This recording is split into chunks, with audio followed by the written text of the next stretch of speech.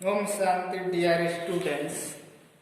परम पिता परमात्मा श्री को कुछ क्षण याद करेंगे।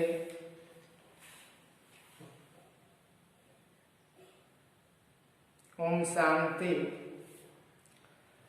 तो क्लास 12 का इंग्लिश डीप वाटर चला रहे थे। इसमें 2 पैराग्राफ पढ़ लिए हैं। आज 3rd पैराग्राफ देखेंगे। दूसरा पैराग्राफ में क्या बतलाया गया था, किस प्रकार से इनके जो राइटर है विलियम डगलस, उसको एक हष्ट पुष्ट चौड़ा शरीर वाला व्यक्ति ने उठा करके पानी में डाल दिया, क्योंकि राइटर तैराकी सीखने के लिए गया था। और उन्होंने मस्तिष्क में आइडिया बनाया था कि जब वो पानी में जल में तरण ताल के नीचे हिस्से को इस पैरों से स्पर्श करेगा, वहां से जोर से छलांग लगाएगा और ऊपर की ओर आ जाएगा। आगे देख लीजिए। And then see stark terror seized me, terror that knows no understanding, terror that knows no control, terror that no one can understand who has not experienced it. I was streaking under water, I was paralyzed underwater, still raging with fear. When the screams in my throat were frozen, only my heart and the pounding in my head said that I was still alive. तो CR माने केवल Stark miss पूरा shrinking miss चीख रहा था और seized जकड़ लिया और पाउंडिंग धड़क, तो और फिर शुद्ध कठोर आतंक ने मुझे जकड़ लिया। आतंक जिसमें कोई सूझबूझ नहीं रहती, आतंक जिस पर कोई नियंत्रण नहीं होता, आतंक जो कोई समझ नहीं सकता, जिसे स्वयं ने अनुभव न किया। मैं पानी के नीचे चीख रहा था, मैं पानी के नीचे शक्तिहीन एवं निष्क्रिय हो गया था। भय से कठोर अकड़ा हुआ मेरे गले की चीखें भी जम गई थी। केवल मेरा हृदय तथा सिर के भीतर की धड़कन बताती थी कि मैं अभी भी जीवित था। Said that I was still alive. धड़कन बताती थी कि मैं अभी भी जीवित था। And then in the midst of the terror came a touch of reason. I must remember to jump when I hit the bottom. At last I felt the tiles under me. My toes reached out as if to grab them. I jumped up with everything I had. तो पाउडलिंग का धड़कन, मांस का ढेर और आफूल का भयानक शब्द अंदर खींचना, और फिर आतंक के विस्तर्क पूर्ण विचार का स्पर्श हुआ। प्यारे, मुझे उछलने की बात याद रखनी है। जब मैं ताल के पेंदे से टकराऊं, अंत में मैंने मेरे नीचे पेंदे की टाइलों को महसूस किया। मेरे पैरों की उंगलियां पेंदे की ओर बढ़ी, जैसे कि वे टाइलों को पकड़ना चाहती हो। मैं पूरे जोर के साथ उछला। But the jump made no difference, किंतु इस उछलने से कोई अंतर नहीं पड़ा। The water was still around me, पानी अभी भी मेरे चारों ओर था। I looked up for ropes, ladders, water beams. मैंने रस्सियों, सीढ़ियों, जल पंखों की तलाश की। Nothing but water. कुछ नहीं था सिवाय पानी के। A mass of yellow water held me. Stark terror took an even deeper hold on me. पीले रंग की विशाल जल राशि मुझे पकड़े थी। Like a great charge of electricity, I shook and trembled with fright. My arm would move. कठोर भय ने मुझ पर और कठोर पकड़ बना ली, जैसे विद्युत का बड़ा आघात करता है। My legs wouldn't move. I tried to call for help, to call for mother. Nothing happened. मैं भय से हिलने कांपने लगा। मेरी भुजाएं नहीं हिलती थी, मेरी टांगें हिलती थी। मैंने मदद के लिए चिल्लाना चाहा, माँ को बुलाना चाहा, कुछ नहीं हुआ। And then strangely there was light. और फिर आश्चर्य की बात थी, रोशनी हो गई। I was coming out of the awful yellow water. मैं भयानक पीले पानी से बाहर आ रहा था। At least my eyes were. My nose was almost out too. कम से कम मेरी आंखें तो बाहर आ रही थी, मेरी नाक भी करीब करीब बाहर निकल गई थी। Then I started down a third time. फिर मैं तीसरी बार नीचे की ओर चला। I shocked for air and got water. The yellowish light was going out. मैंने हवा खींचनी चाहिए, किंतु खींच गया पानी, पीली रोशनी गायब होने लगी। Then all effort ceased. I relaxed. Even my legs felt limp, and a blackness swept over my brain. It waved out fear. It waved out terror. There was no more panic. It was quiet and peaceful. Nothing to be afraid. To this is nice to be drowsy, to go to sleep. No need to jump. Too tired to jump. It's nice to be carried gently, to float along in space. Tender arm around me, tender arm like mother. Now I must go to sleep. फिर सारा प्रयास ठहर गया, मैं ढीला पड़ गया, मेरी टांगें भी ढीली महसूस होने लगी और एक कालापन मेरे दिमाग पर छा गया। इसने भय को मिटा दिया, इसने आतंक को मिटा दिया। अब कोई हड़कंप न रहा, बस शांत हो गया। डरने को कुछ न था।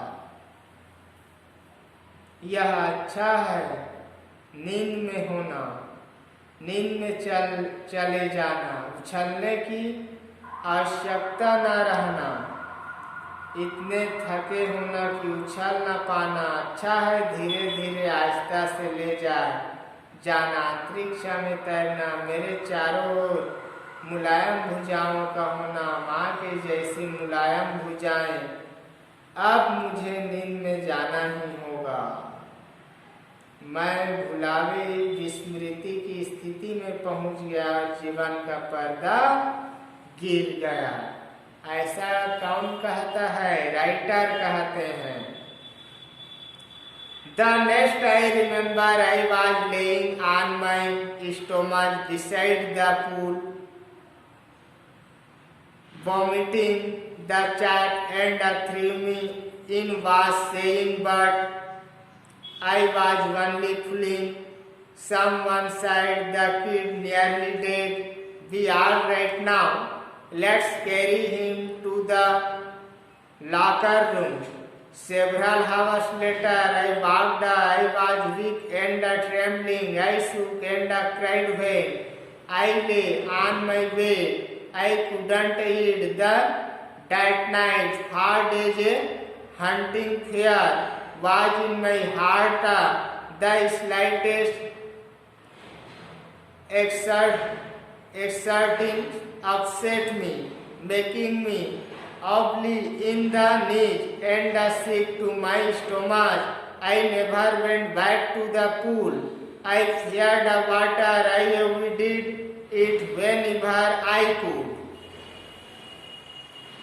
तो मास मिस ढेर, आफल मिस भयानक, शब्द माने अंदर खींचना, सिट बंद हो गए, ड्राउजी नींद में, अब्लिवियन भुलक्कड़पन, और हांटिंग बार बार आना, और एग्जॉशन थकान। तो अगली बात जो मुझे याद है, मैं पेट के बल तालाब के पास लेटा था, उल्टियां करता हुआ। जिस लड़के ने मुझे ताल में फेंक दिया था कह रहा था, लेकिन मैं तो केवल मजाक। Good morning class. कुछ क्षण परमपिता परमात्मा श्री को याद करेंगे। ओम शांति। Look at this blackboard please. Class 12, subject English, lesson deep water. तो कुछ पैराग्राफ इसमें मैं आप लोगों को पढ़ा लिया था। डीप वाटर है ना, किस प्रकार से राइटर महोदय तैराकी सीखना चाहता था, अर्थात पानी में तैरना सीखना चाहता था। दिन संकल्प किया उन्होंने, और जो जार था अर्थात तालाब था, उसके पास वह चला गया, बैठा था एक रोज। फिर क्या हुआ, एक हष्ट-पुष्ट व्यक्ति ने उसको उठा करके फेंक दिया पानी में। राइटर महोदय योजना बनाया पानी में जाते वक्त कि जब मैं ताल के निचली सतह पर जाऊंगा, निचली सतह पर, तो पैर से छलांग मारूंगा और ऊपर की ओर आ जाऊंगा। किंतु वह 2-3 बार ऐसा हुआ। फिर क्या घटना घटा मैं बतलाया था 3rd पैराग्राफ में। अगली बात जो मुझे याद है, मैं पेट के बल तालाब के पास लेटा था, उल्टियां करता हुआ। जिस लड़के ने मुझे ताल में फेंक दिया था कह रहा था, लेकिन मैं तो केवल मजाक कर रहा था। किसी ने कहा बच्चा तो मर ही गया था, अब सब ठीक हो जाएगा, चलो हम उसे कपड़े बदलने वाले कमरे में ले चले। कई घंटों बाद मैं घर चला गया। मैं कमजोर था तथा कांप रहा था। मैं कांपता था और रोता था। जब मैंने अपने बिस्तर पर लेटा, मैं उस रात्रि खा पी न सका। कई दिनों तक मेरे दिल में बार बार छा जाने वाला भय रहा। थोड़ी सी भी थकान मुझे परेशान कर देती थी, मेरी घुटनों को कंपनशील कर देती थी और मुझे उल्टी आने को होती थी। मैं ताल पर कभी वापस नहीं गया। मैं पानी से डरने लगा। मैं पानी से यथासंभव दूर ही रहता। तो इस प्रकार से राइटर महोदय ने कहा, several hours later I walked, I was weak and trembling. I shook and cried when I lay on my bed. I couldn't eat that night. Hard as a hunting fear was in my heart.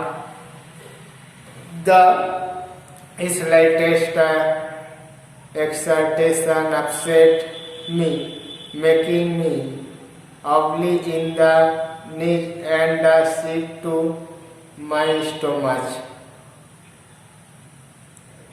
I never went back to the pool. I feared the water. I avoided it whenever I could. तो इस प्रकार से writer के दिलो दिमाग में क्या छा गया, वह घटना छा गया। जब वह तैराकी सीखने के लिए गया था, किसी हष्ट-पुष्ट व्यक्ति ने उसे पानी में डाल दिया। 2-3 बार वह जल के नीचे गया, फिर ऊपर आया, फिर फुल पानी उसके शरीर के अंदर चला गया, पानी पी लिए। फिर ये सारी घटना घटा। आज देखेंगे 4th पैराग्राफ प्यारे, देख लीजिए। A few years later, when I came to know the waters of the Cascades, I wanted to get into them, and whenever I did, whether I was wading the Titan or bumping river or bathing in warm lake of the good rocks, the terror that had seized me in the pool would come back. It would take possession of me completely. My legs would become paralyzed. Icy horror would grab my heart. तो कैस्केडर्स में झरना होता है, wedding में पानी में चलना होता है, और बम्पिंग में क्या होता है, हिचकोले खाना। ट्रांसलेशन देख लो। कुछ वर्षों बाद जब मैं प्रपातों के जल के बारे में जाना तो मुझे उसमें प्रवेश करने की इच्छा हुई। जल प्रपात कहना चाहिए। और जब कभी भी मैंने ऐसा किया, चाहे मैं टाइटन या बम्बई नदी में से चलकर जा रहा था या गोट रॉक्स की वार्म झील में नहा रहा था, वही भय जिसने मुझे ताल में जकड़ लिया था वह लौट आता। वह मुझ पर पूरी तरह छा जाता। मेरी टांगें गतिहीन हो जाती थी। कंपकपी पैदा करने वाला बर्फ जैसा ठंडा भय मेरे हृदय को जकड़ लेता था। अर्थात राइटर महोदय पानी से डर चुके थे, पूरी तरह से भयभीत हो चुके थे। तो इसमें दूसरा और कोई गुंजाइश की बात नहीं। वह जब भी जल प्रपातों के समक्ष जाता या उससे पार करता, एक स्थान से दूसरे स्थान जाता, तो वह भय उसके शरीर में पुनः छा जाता था। किसके शरीर में? राइटर महोदय। आप लोगों को बतलाया था इसके बारे में। कौन है? William Douglas. इसके राइटर है। 1898-1980 की घटना। आगे देखिए। This handicap stayed with me as the years rolled by. In canoes on main lakes fishing for landlocked salmon, bass fishing in New Hampshire, trout fishing on the Deschutes and Metolius in Orange, fishing for salmon on the Columbia and bumping lake in the Cascade. Wherever I went, the hunting fear of the water followed me. It ruined my fishing trips, driven me of the joy of canoeing, boating and swimming. फिर क्या कहा है यहाँ पर? Handicapped, बाधा इसका अर्थ। और कन्नुज डोंगी को कहा जाता है, डोंगी तैरने का। और ट्राउट मछलियों की किस्में, पुली घिरनी। फिर देख लो, यह बाधा मेरे साथ रही ज्यों ज्यों वर्ष बीतते चले गए।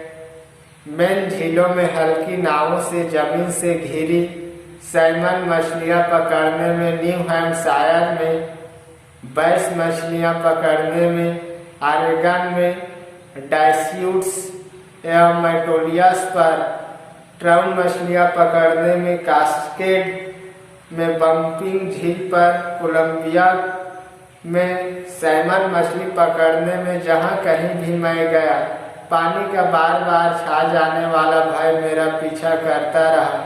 इस भय ने मेरी मछली पकड़ने की यात्राओं को बर्बाद कर दिया।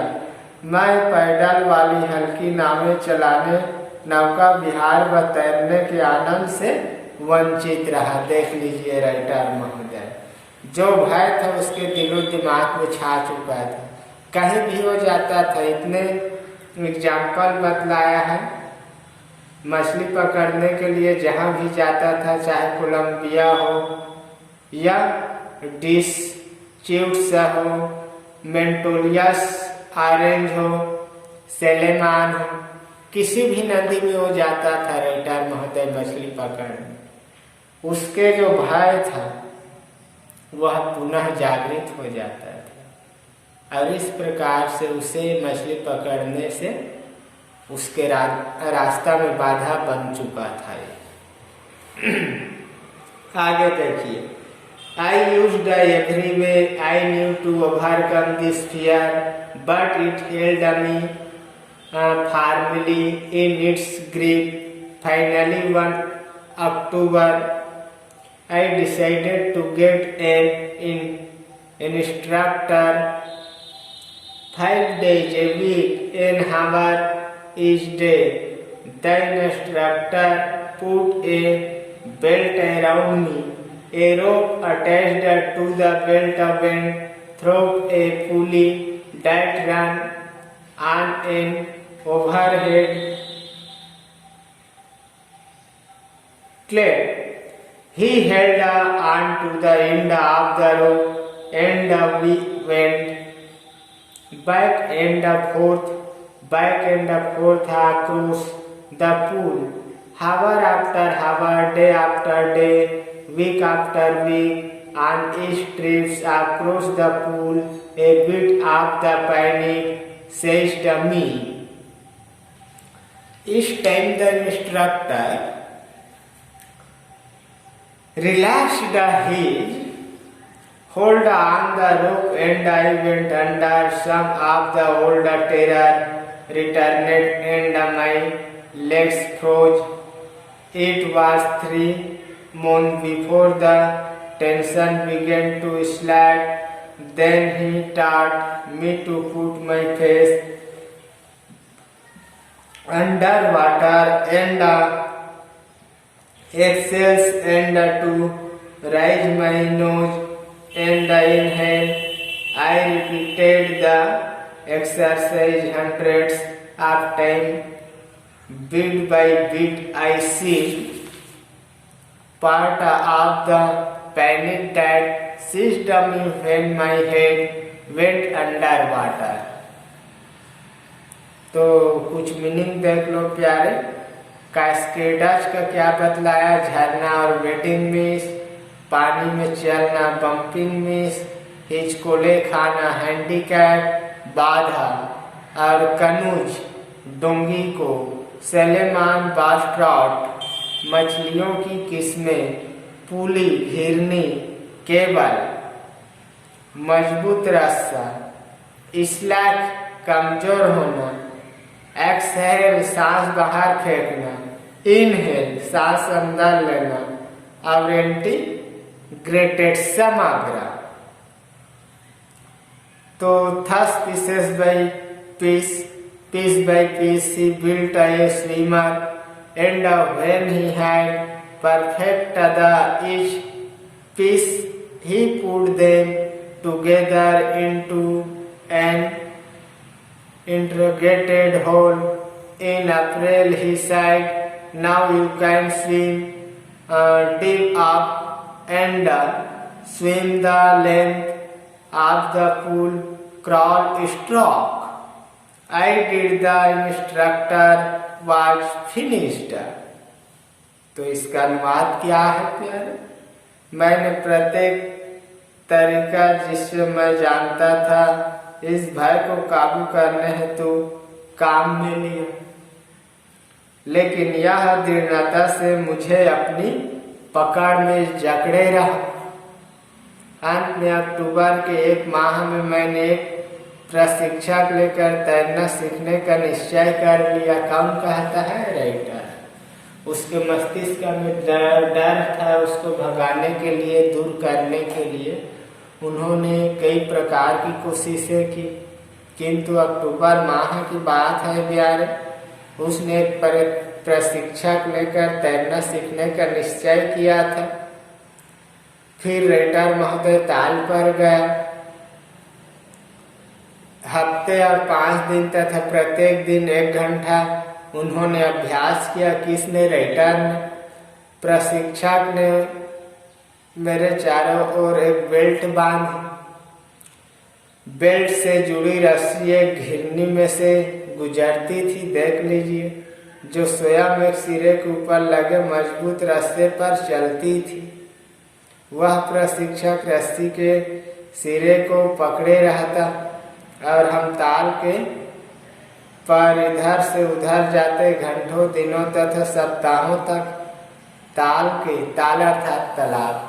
राइटर का जो प्रशिक्षक था वह राइटर के कमर पर एक बेल्ट बांध दिया था और उसके माध्यम से उसे तैराकी सिखा रहा था। उन्हीं का जिक्र किया है यहाँ पर राइटर ने। ताल के पार की प्रत्येक यात्रा के दौरान भय का एक अंश मुझे जकड़ लेता था, राइटर को जकड़ लेता था। हर बार जब प्रशिक्षक रस्सी पर से अपनी पकड़ को ढीली करता था और मैं पानी के नीचे जाता था तो कुछ पुराना भय वापस लौट आता था और मेरी टांगें जम जाती थी। तनाव को ढीले पड़ने में 3 माह का समय लगा। फिर उसने मुझे पानी के नीचे चेहरा रखने और सांस छोड़ना तथा नाक को ऊपर उठाकर सांस भीतर लेना सिखाया। मैंने यह व्यायाम सैकड़ों बार दोहराया। थोड़ा थोड़ा कर मैंने उस आतंक के हिस्से को त्याग दिया जो मुझे तब जकड़ लेता था जब मेरा सिर पानी के नीचे जाता था। तो गुरु बिना ज्ञान नहीं आता, ऐसे कहा जाता है, रियल बात है। उसी का यहाँ पर जिक्र किया है राइटर महोदय ने। फिर देखिए, the next he held me at the side of the pool and had me kick with my legs for which I did just that. At first my legs refused to work, but they gradually relaxed and finally I couldn't command them. फिर क्या है? इसके पश्चात वह मुझे ताल के एक और पकड़े रहता और मुझे लाते मारने को कहता। सप्ताहों तक मैं वैसा ही करता रहा। पहले तो मेरी टांगों ने काम करने से इनकार किया, लेकिन धीरे धीरे वे तनाव रहित हो गई और अंत में मैं उन पर नियंत्रण कर सका। इस प्रकार एक एक भाग करके उसने एक तैराक बना दिया और जब उसने प्रत्येक भाग को त्रुटि रहित कर दिया, उसने उन्हें इकट्ठा कर संपूर्ण रूप प्रदान कर दिया। अप्रैल में उसने कहा, अब तुम तैर सकते हो। डुबकी मारो तथा क्रॉल स्ट्रोक से तैरकर ताल की पूरी लंबाई पार करो। मैंने कर ली। प्रशिक्षक का कार्य पूरा हो गया। तो इस प्रकार से राइटर महोदय जो हैं तैराकी सीखने के लिए उसने क्या किया प्यारे? एक प्रशिक्षक की व्यवस्था की। उस प्रशिक्षक ने उसको तैराकी सिखाया, किस प्रकार से उसके कमर पर बेल्ट बांधा गया, फिर उसके रस्सी को किस प्रकार से पकड़ रखा था। राइटर का जो डर था आहिस्ता आहिस्ता करके वह दूर चला गया प्यारे।